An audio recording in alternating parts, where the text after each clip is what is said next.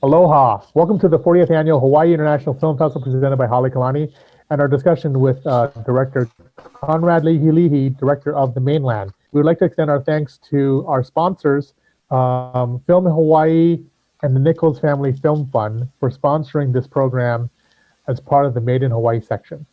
Before we start this Q&A, I'd like to just mention a couple of quick housekeeping bits. Programming updates for up-to-date information on additions to our program and the full schedule of films, events, HIFF Talk story sessions, and Q&As. Visit our website at hiff.org, hiff.org. For Audience Award voting, to participate in our Hawaii News Now Audience Award voting, please head to hawaiinewsnow.com/HIFF to cast your vote for your favorite narrative, documentary, and short film. Mahalo to Hawaii News Now for all their support. So without further ado, let's welcome Conrad. Conrad, how you doing? Hey, how's it? Thanks for having me. No, I'm doing good. Absolutely. As like born and raised in Hawaii, but now you're in LA working in the business, so to speak. Yeah. So it was great to see your film, The Mainland. I think for a lot of not only local people who've moved to LA, or especially in the creative field or trying to be an actor, I'm sure there's a lot of kind of shared experiences, kind of like horror stories that they experienced, and probably maybe from your own personal experiences as well. So, I mean, so how long have you been working in LA now? I moved to LA. I've been fortunate to be working since day one. A gig actually brought me to LA, and I moved down here. I went to college up in Seattle, and then I moved from Seattle to LA in 2008, August 2008. Okay. So it's been a while, and then I've just been fortunate enough to work jump between post and production the whole time. Got it. And right now I'm in post. Yeah. Okay, so you're now in the post production field, right? So correct. Yeah. So what was so have you always worked in but you've always worked in post-production and production. Did you have time? I mean, when did you on the side, you would make short films and make your own content? Yeah. I mean, I've been constantly kind of making things on the side. I feel like that's that hustle, whether you're in LA or in Hawaii, it's day job pays the bills, and you try to stay creative as much as you can, get together on the weekends, get together on that. So I've really gotten more consistent in terms of creating my own stuff back in 2011 when me and a buddy of mine from the Big Island, who's actually, he plays the cousin, Kikoa, Ryan Basilio. He and we shoot sketch comedy, Hawaii's sketch comedy on YouTube. And so we've been doing that since 2011, just comedy kind of stuff. And, we've always been under the same Tantaran Films. And so if you YouTube Tantaran Films, you'll see our stuff. But we've been wanting to kind of move forward to just kind of expanding into longer format stuff. That's from Pitching to the Max, right? That's from Pitching to the Max. Was that Tantaran? No. Tantaran. I mean, I feel like it's just like a common, or maybe a generation or two ago, but a common slang, kind of like, "Hey, no act Tantaran," like your dad, don't act out, don't act. And so we always gravitated towards that, Tantaran Films. And then also when we explain it to people here up on the continent, we're like, oh, Tantaran, and people get that, so it has that double meaning. Yeah. But we've always been shooting stuff, comedy stuff with that, and then me, my own as a director, directing. I've done actually some horror stuff. So this is kind of more. This is actually the first short where it's more comedy drama. The last 3 films I've done was 2 horrors and a sci-fi thriller. So I kind of just I just kind of try to ninja the culture in different things, but just creating on the side has always been a thing. Right. But actually this film, in terms of how it connects to the creativity and me directing, really this film is about kind of like the story of how I became a director, because I moved to LA acting just as much as doing Okay. production or anything else. So it was kind of like, you moving to LA with, I'll go on auditions and I'll do production stuff, and whatever takes off first, Right. I'll run with that. Yeah. And Just like spread the field and whatever. exactly. Yeah. I'm on step one for everything. You know what I mean? So might as well try things out. So the Mainland is actually the story of how I became a director, really. Okay. if you want you want to create your own work because you're getting through all these auditions. Yeah. Like, it's just like, kind of the horror stories that these characters that your main character goes through. Yeah. No, actually, every audition is based off of an actual audition that I went to. Oh, okay. And the only really difference between that character and me at that time was, at that time in real life, I was sleeping out my car. And at least the main character has a nice Hollywood place to go to. But but it's like, the first audition with, the Japanese market, that was an audition I did for McDonald's, where I had to pretend to eat a burger for their Japanese market, and they're looking for Hawaiians. Right. Yeah. And then, even the Latino audition, where I accidentally did an Indian accent, in a group audition that actually happened, and a casting director actually told me straight up, like, I don't think you know what Hawaiian Pigeon is, in the middle of a casting session. So wow.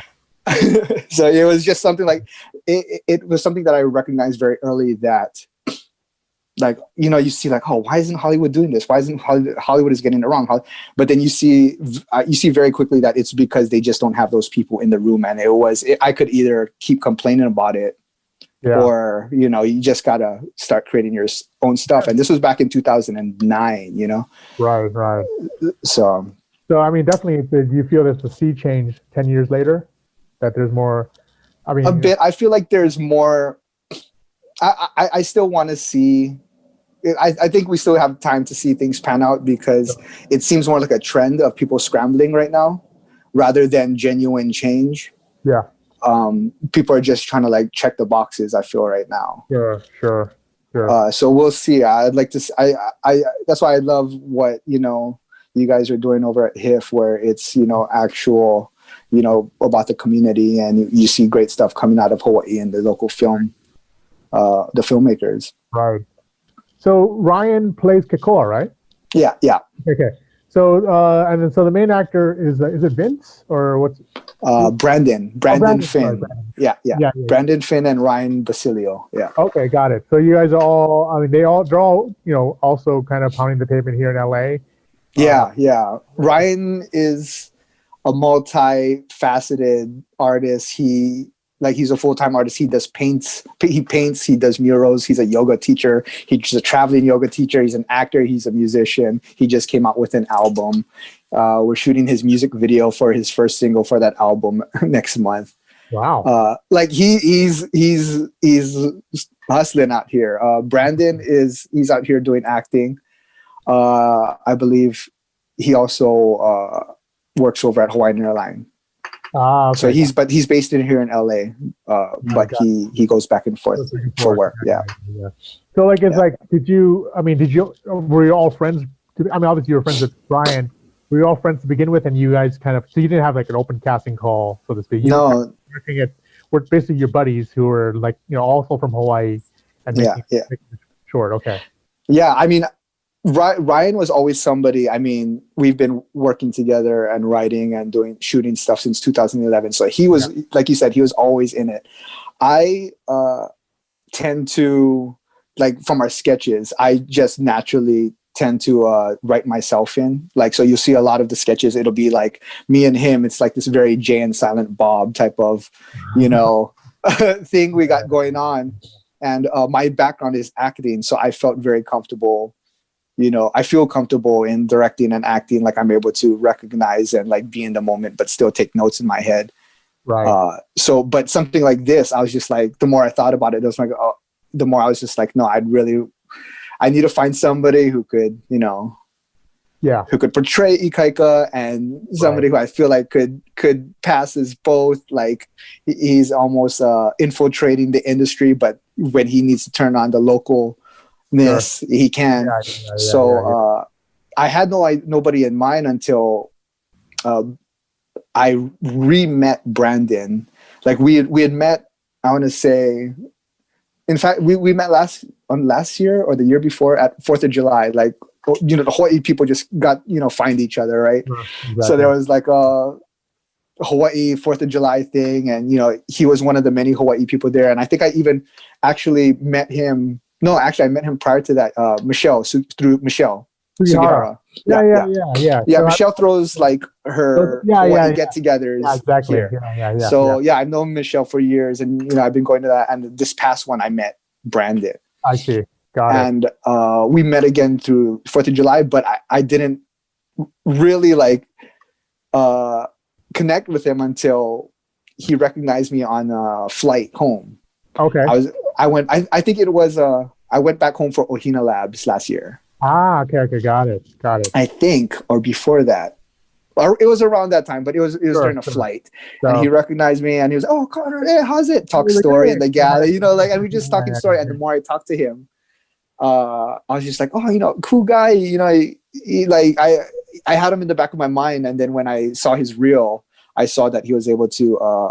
He had the emotional range to be where the character needed to be. Like it was a brief reel, but I was from the what I saw, I was just okay, at least he could go there believably. Yeah. So I was just like, you know, I scheduled something to where him and Ryan hung out, and I was just like, I knew already though that they would hit it off.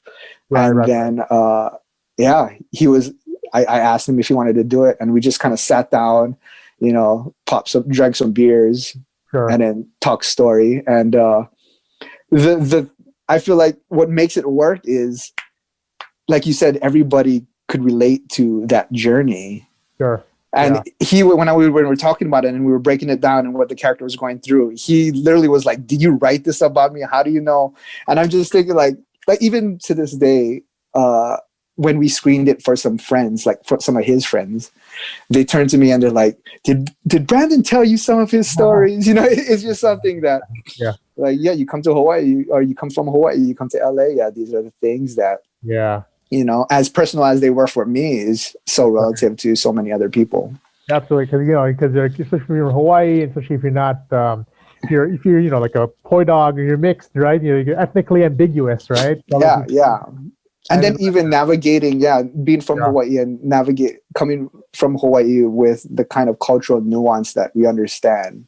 And then coming to LA where the environment is a bit different, and race and culture are handled differently up here. And you're even navigating that within the trend of diversity. Like, it's not even, sometimes it doesn't even feel like real diversity. It feels like you're still playing the game within, you know, the politics of that. So just kind of like the nuance of that, and being a minority of a minority, I feel was something that he was able to really latch onto. I'm sure that casting person who told you, like, you know, you're not speaking real pidgin, like, she probably like spent her time at the Grand Wailea or something. I don't know what she was. I think she was waiting for, like, hey, bro, like some really. I don't know. In her defense, I did go pretty hard. Like, that's why in the short, like, he goes hard off the bat. Right. So, but still. What language are you speaking? What are you? Like, sorry, we went pretty west side.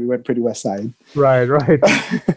So, I mean, like, so, you know, I mean, even the LA jokes too, like, you know, always getting those parking tickets on Hollywood Boulevard or Sunset.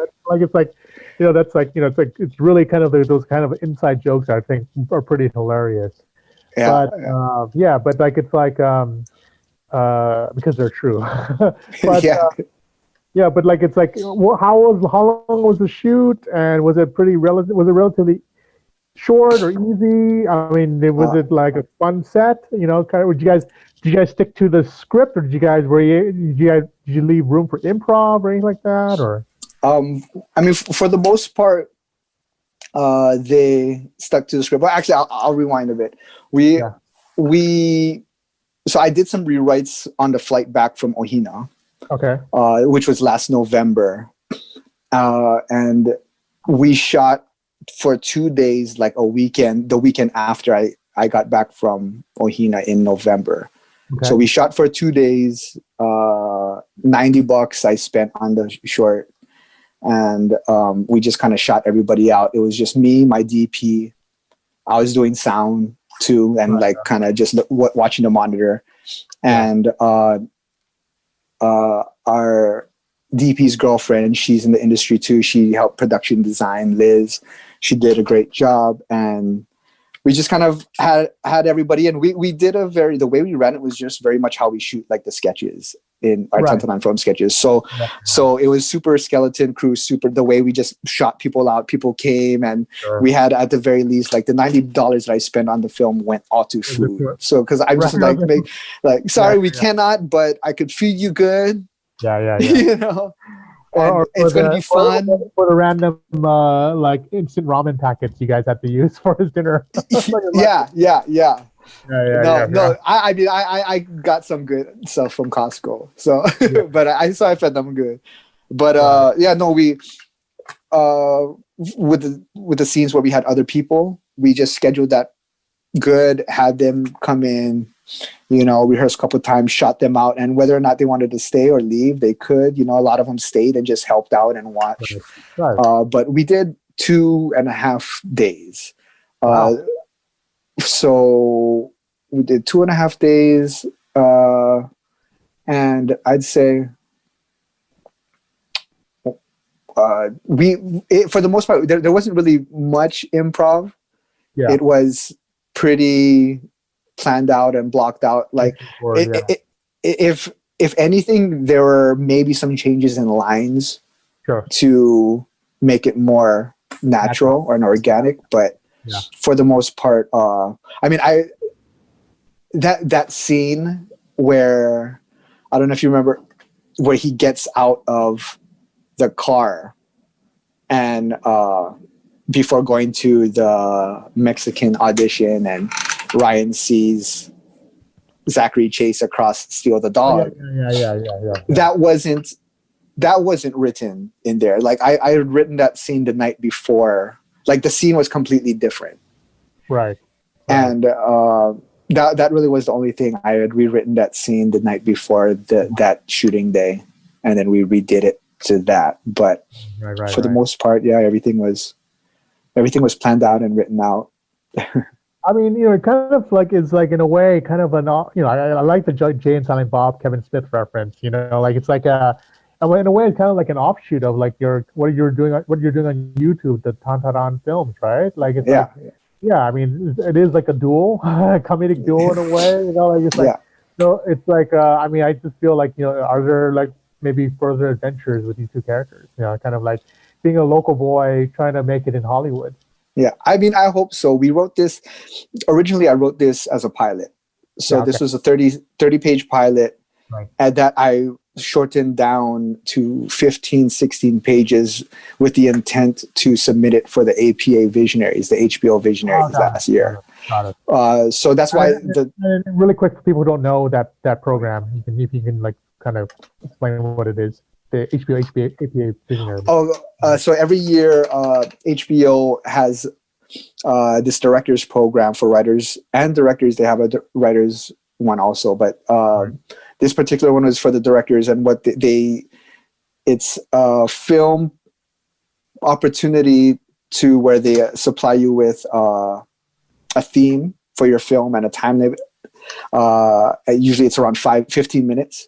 And they pick the top 3, and HBO picks the top 3, and the opportunities from that is just kind of you get HBO to support you in your film, and they it goes on HBO, I guess HBO Max, right, and all that stuff.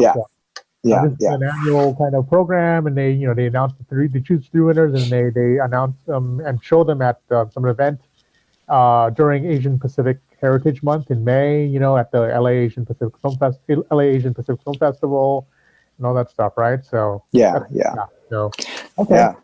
got it. So originally it was for that, and so I was kind of rushing for that, and then I just, it was 15 minutes, and I didn't know what 5 minutes to cut, so I was just like, oh, let me just submit to LA Asian Pacific the film festival straight up. But at least I had a film, at least it forced me to shoot it. But I do hope something more comes from it, because it is written to have more, the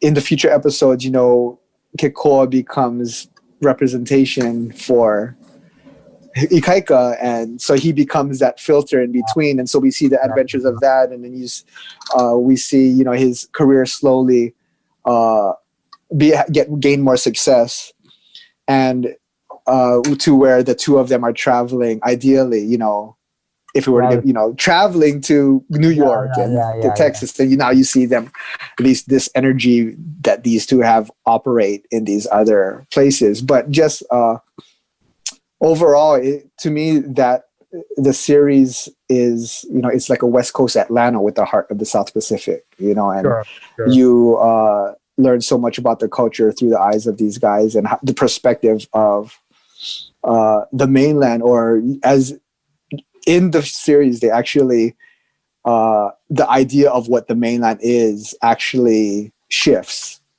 and so the main character is ideally in the rest of the series, you see him start to call the mainland more Hawaii than, LA. So we see that shift in thought, and the audience goes through that journey too. So I mean, there's a lot of potential, I feel, with a series like this.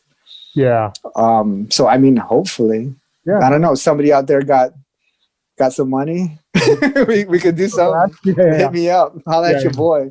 Well, you're I guess you're like, your Tataran Films partner Ryan. I mean, already, the real Kekoa has, like, he's, there's tons of stories. He's a hustler. He's traveling yogini. He's traveling yoga teacher. And, no, we got stuff like that, not specifically his character, but we definitely have a feature planned with a character like him. And a buddy, like a buddy comedy-esque thing going on in Hawaii, where it's not those two characters, but it's two similar characters. Like you said, the Jay and Silent Bob, that type of dynamic. Comedy duo, I'm sure. I mean, the goal is to go back and forth, and I mean, like, maybe even like if the future of your project, the mainland. I mean, obviously they should go back home for a bit. For sure. Yeah. It used to a lot of different locations and a lot of discovering perspective, I think, with these two characters as they travel to these locations. So I mean, I'd love to see, where these characters go. Will I do it myself for free, like how I did this one? I don't know. But good proof of concept, right? This is a pilot. 100%. Right? Exactly. This is the pilot, because what I took out from that original pilot was, like, he has another job where he's in catering, and he has the love interest there, and he has the coworker who's mixed and feels entitled that she should go out for every role just because she's mixed. So it's like the flip of that. Of his perspective, so a lot of these themes, I think, would be perfect to explore. It's like it's like that Guns N' Roses song. It's Paradise City. Like, in a way. Here comes to the city of dreams. From all walks of all corners of the world. So exactly. So. But I mean, it was great. I mean, I think that was great idea, and I just I look forward. I mean, even if you're not. If you have time, maybe just if you pump out a couple more episodes, that'll be fun. For sure, it would. Yeah. Well, I mean, on that, So I mean, so aside from that, what are you working on next? Are you going back to your horror roots, or going back to your genre roots, or? I would like to. I mean, I'm editing a dance film right now that's gonna come out soon. And next year, I'm also finishing what's turning into my first feature, but it's a documentary. It's a documentary that I'll probably be done for hopefully next year for next year's run, but a documentary I did for the Smithsonian, and it covers the history or the rise and fall of the Hawaiian Kingdom as told through the Hawaiian language newspapers. And we follow language, and we follow education, and we follow the Hawaiian language newspapers, and we see how the kingdom era, how it rose, and ultimately how the overthrow, panned out, and the fallout of that. So that I'm in post for that documentary right now. And then just writing. There are, I want to, of course, get that first narrative feature. I've got the one narrative feature that I know I want to be my first one out. And then, of course, another feature I already know that I wanted to be my second one. And I got the 2 series on top of the Mainland that I know I want to get out there. So just a lot of writing, but definitely being strategic in terms of what the next thing is, Yeah. Hey man, you're always hustling too. You got to. Yeah, exactly. I feel like that almost becomes an unfortunate second nature thing. Yeah, I hear you. Congratulations on the Mainland. I really enjoyed it. I'm sure a lot of our audiences will enjoy it too. Thank you so much. So, yeah, absolutely. Good luck to your projects, and then we'll talk soon, man. For sure. Thank you. Absolutely. So, thank you for this for joining us on this Q&A for the Mainland with our director, Conrad Lihi. And a special mahalo to all of our HIF sponsors, board directors, and our HIF Ohana members. Please be safe and healthy. And finally, in these difficult times, if you can support HIF, please join us on our HIFF40 for 40 campaign, where we're trying to raise $40,000 by the end of the festival. For more information, just go to our website at hiff.org/40-4-40. That's 40-FOR-40. Okay? Thank you so much, and we'll see you soon. Mahalo.